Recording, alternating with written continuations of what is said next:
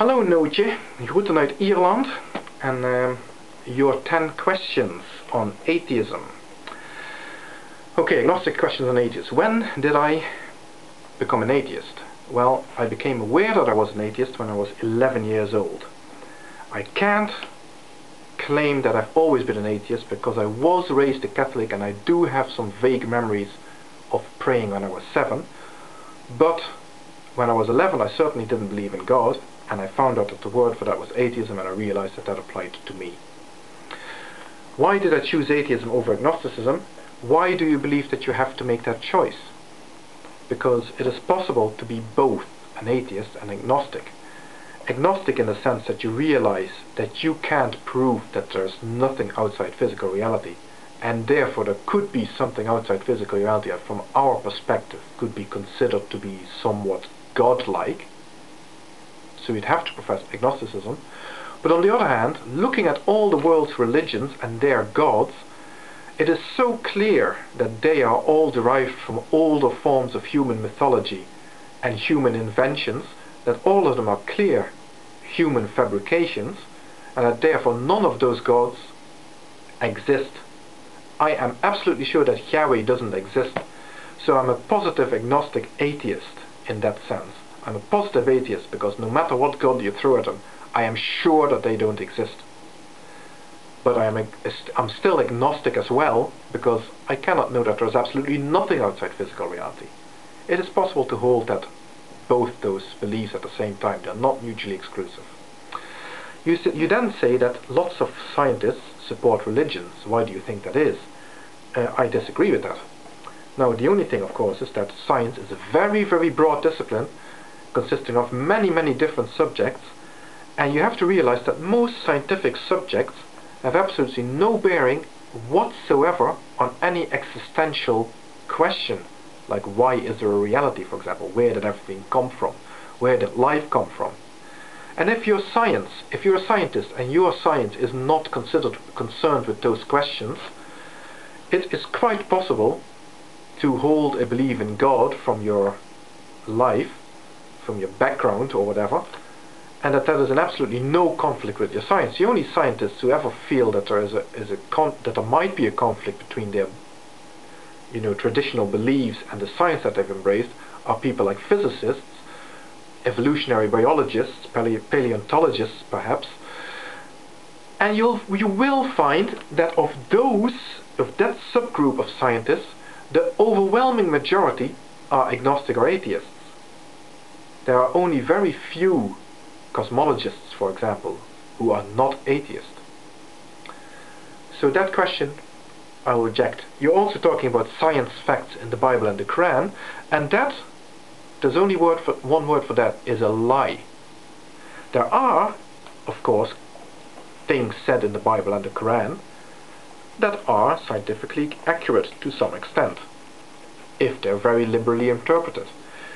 A bit more in the Quran than in the Bible, but that is quite understandable because the Quran has such a long tradition to build on from, Greek philosophy and so on and so forth.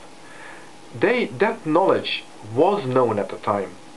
It was not widely known, but it was known. It was handed over from Greek philosophy up to the people who wrote the Quran. So it was nothing new. Do I ever try to convert theists? No. There's two reasons why. The first reason can best be summarized with the sort of phrase that I've heard talked about a few times. Atheism is a belief in the same way that not collecting stamps is a hobby. Do you get what I'm saying? What is there to convert anybody to? An atheist simply lacks a belief in God. So there's nothing that warrants conversion. That aside, I don't even try to convince theists of the fact that that I don't believe in a God, or try to convince them that they should not believe in a God. Why should I try that? There's no problem with a belief in God as far as I'm concerned. Not in that in and as of itself, it is an irrational belief, but I have no problem with irrational beliefs. An irrational belief can possibly be true. What I have a problem with is illogical beliefs. Illogical beliefs cannot be true because they fly in the face of observed reality. But an irrational belief simply isn't supported by convincing evidence. But as long as it isn't in conflict with reality, why should there be a problem? And why would I try to convince somebody that such a belief, for example, is wrong if I don't know whether it is? So, I have no problem with people who believe in God. I have a big problem with, for example, creationists. Creationism is moronic. Now then you come up with alien life. If alien life were to arrive on Earth and would have the same religion as people on Earth, what religion? That's the first thing that sprung to my mind. What religion? There are so many of them. And that is why I am suspicious of this line of questioning. Why did you phrase it like that? Are you only aware of one religion? Are you a member of that religion? Because if not, then you have to at least clarify what you mean. And I will answer. It is inconceivable that an alien race could be sharing one of the human religions that revolves around a human figure. And I don't even need to explain why that is. Why would an alien race have a religion revolving around the figure of, for example, Jesus, who lived and died on this planet? That's bizarre. So the only sort of religion that I could imagine an alien race could share with us would be the sort of religion like Buddhism, maybe, if you can somehow discount that veneration for the figure of Buddha, because obviously they wouldn't know him. And then, of course, you know, what's the problem? It's a religion that, first of all, is not incompatible with atheism, and secondly, it is a religion that can be arrived at by just contemplating the nature of life. So, fine. So what would convince me, what would convert me to theism if God were to change the laws of nature? It would have to be as drastic as that. Anything less could be achieved by a sufficiently technologically advanced civilization, and could be a trick designed to pull the wool over my eyes. And therefore question 9, I'm going to skip 8, question 9, the answer to that has to be, prove to me that you're God, because you could just be somebody who's so technologically advanced that you were able to resuscitate me from my mortal remains, and now you're trying to trick me with pyrotechnical display, for example. So my first question would be, prove it.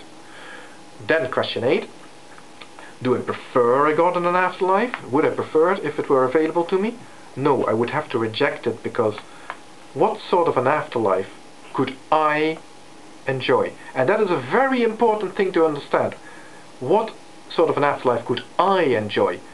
Of course I could conceive of living on after death in infinity, but if that happened to me, I'd go stark raving bonkers, because my limited physical mind is not able to cope with that. So I would therefore have to be changed, and the only way I can conceive of me changing that would allow me to cope with infinity would be to grow into something infinitely big while I was enjoying an infinite afterlife, which means that anything I am now would become obsolete. It would become insignificant. I would sink into obscurity. So the only way I could survive my death is by losing my identity and my integrity as a human being. Do I want that? Absolutely not.